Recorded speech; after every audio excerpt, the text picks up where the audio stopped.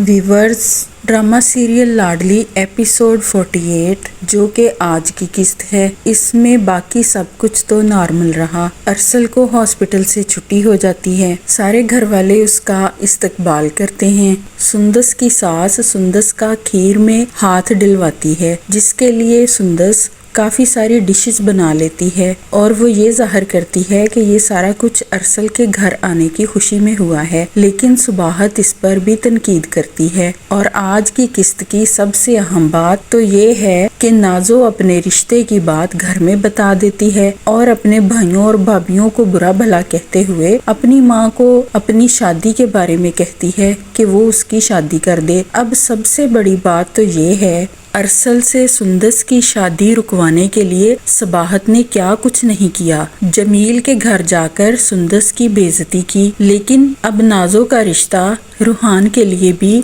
सुबाहत को कबूल नहीं है। लेकिन देखना ये है कि अब भी वो वैसी ही ड्रामाबाजी करती है या फिर ये सारा कुछ अरसल के लिए ही था।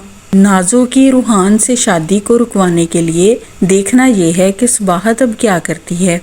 अगली किस्त में हम देखेंगे मरियम सुंदस से बात कर रही होती है और उसे कह रही होती है, हो सकता है तुम्हारा हनीमून पर जाना रुकवाने के लिए किसी ने जानबूझकर ये सारा कुछ किया हो। वो वाज़े तौर पर नाजो का नाम नहीं लेती, लेकिन सुंदस को ये बात जानकर बहुत हैरत होती है कि कोई इस तरह की हरकत क्यों करेगा।